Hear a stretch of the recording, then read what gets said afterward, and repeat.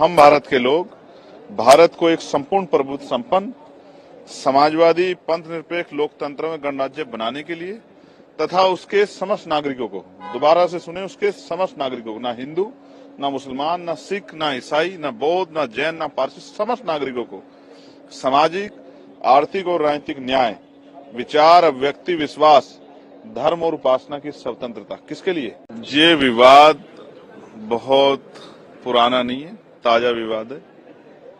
मैं आपका ध्यान आकर्षित करूंगा, मेरे हाथ में भारतीय संविधान की प्रस्तावना है। ये हिंदी में है और ये अंग्रेजी में। ये संविधान की प्रस्तावना का पाठ अभी 2 दिन पहले इसी देश की सबसे बड़ी पंचायत पार्लियामेंट के सेंट्रल हॉल में हुआ और ये कहा गया कि हमें संविधान के लक्ष्य मूल्यों के साथ खड़े होना है, उसके उद्देश्यों के साथ खड़ा होना है। लेकिन क्या आज सरकारें, कोर्ट अपनी रिस्पॉन्सिबिलिटी को निभा रहे हैं?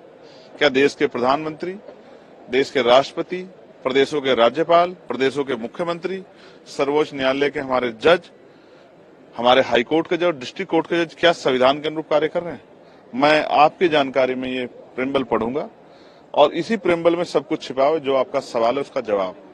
हम भारत के लोग भारत को एक संपूर्ण प्रभुत्व संपन्न समाजवादी पंथ निरपेक्ष लोकतंत्र में गणराज्य बनाने के लिए तथा उसके समस्त नागरिकों को, दोबारा से सुने, उसके समस्त नागरिकों को, ना हिंदू, ना मुसलमान, ना सिख, ना ईसाई, ना बौद्ध, ना जैन, ना पारसी, समस्त नागरिकों को सामाजिक, आर्थिक और राजनीतिक न्याय, विचार, अभिव्यक्ति, विश्वास, धर्म और उपासना की स्वतंत्रता। किसके लिए? सिर्फ हिंदू के लिए नहीं, मुसलमान के लिए, सिख के लिए भी, जैन के लिए भी, अधर्मियों के लिए भी, बौद्ध के लिए भी, पारसियों के लिए भी, तथा उन सब में व्यक्ति की प्रतिष्ठा और अवसर की समता प्राप्त कराने के लिए तथा उन सब में व्यक्ति की गरिमा और राष्ट्र की एकता और अखंडता। और राष्ट्र की एकता और अखंडता कैसे होगी?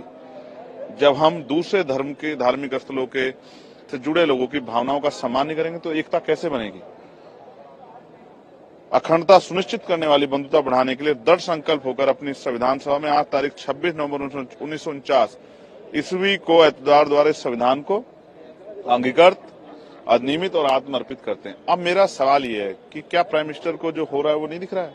क्या राष्ट्रपति जी को, सर्वोच्च न्यायालय के हमारे चीफ जस्टिस को नहीं दिख रहा है कि किस तरह इस प्रिम्बल के साथ खिलवाड़ की जा रही है?